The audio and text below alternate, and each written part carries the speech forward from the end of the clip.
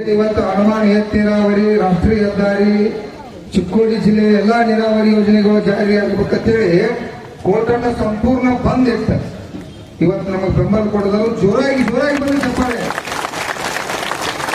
ಬಹಳ ಸಂತೋಷ ಎಪ್ಪ ಅಂತಂದ್ರ ಇವತ್ತ ನ್ಯಾಯವಾದಿಗಳು ಅವ್ರು ಯಾವಾಗಲೂ ಯಾಕಂದ್ರೆ ಗುರ್ಲಾಪುರದಲ್ಲಿ ಒಂದು ದೊಡ್ಡ ಐತಿಹಾಸಿಕ ಹೋರಾಟದಾಗ ಇಡೀ ಜಿಲ್ಲೆಯಲ್ಲಿ ಇರ್ತಕ್ಕಂಥ ಎಲ್ಲ ತಾಲೂಕಿನ ವಕೀಲರು, ಜಿಲ್ಲೆಯ ವಕೀಲರು ನಾವು ಹೆಂಗ ಹೋರಾಟ ರಸ್ತೆಗಿಳಿದು ಮಾಡ್ತಿದ್ದು, ಅವರು ಕೂಡ ಇವತ್ತ ಇಡೀ ಜಿಲ್ಲೆ ರಾಜ್ಯವ್ಯಾಪಿ ಬೀದಿಗಿಳಿದು ಬೆಂಬಲ ಕೊಟ್ಟಿರ್ತಕ್ಕಂಥದ್ದು. ಅವರ ಯಾವಾಗಲೂ ನಮ್ಮ ಜೊತೆ ಇರಲೇಬೇಕು. ಯಾಕಂದ್ರ ನಮ್ಮದ ಅವರ ಎಲ್ಲರಿಗೂ ಕೂಡ ಒಂದು ಈ ಸಮಾಜವನ್ನ ಸುಧಾರಣೆ ಮಾಡ್ತಕ್ಕಂಥದ್ರಲ್ಲಿ ಎಲ್ಲರಿಗೂ ಪಾತ್ರ ಐತಿ. ಯಾಕಂದ್ರೆ ನೋಡ್ರಿ, ಅವರು ವಕೀಲರು ಕೂಡ ಅವರು ಜಮೀನಿದಾವ.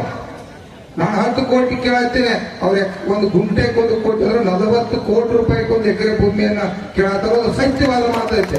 ನಾ ನಿಮಗೆ 10 ಕೋಟಿ ಕೇಳ್ತೀನಿ.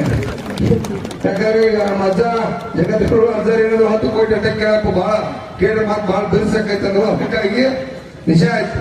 ಯಾಕಂದ್ರೆ ಒಮ್ಮೆ ನಮ್ಮದು ಭೂಮಿ ಹೋತಪ್ಪ ಅಂತಂದ್ರೆ ಭೂಮಿ ಎಂದೂ ಹಳಿ ಸಿಗ್ಲಿಕ್ಕೆ ಸಾಧ್ಯ ಇಲ್ಲ. ಇವರ ಗುಂಟೆಗೆ 1 ಕೋಟಿ ಕೊಟ್ಟರು ನಾವು ಬೇರೆ ಕಡೆ ತಗೋಕ್ ಹೋದ್ರ ಈಗ 20 ಲಕ್ಷಕ್ಕೆ 40 ಲಕ್ಷ ರೂಪಾಯಿ ಹೇಳ್ತಾರೆ.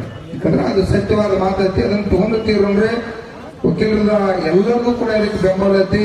ತಾವು ನ್ಯಾಯವಾದಿಗಳು ಕೂಡ ಇರ್ರಿ. ಈಗ ತಾವು ಕೂಡ ಮತ್ತು ಕೂಡ ನಮ್ಮ ಏನಾರ ಕೆಲಸದಲ್ಲಿ ಮುಗಿಸ್ಕೊಂಡು ತಾವು ಬೆಂಬಲ ಇರ್ರಿ. ಈಗ ಅಧಿಕಾರಿಗಳು ಕೂಡ ಬಂದಿರ್ತಕ್ಕಂಥದ್ದು ಸರ್.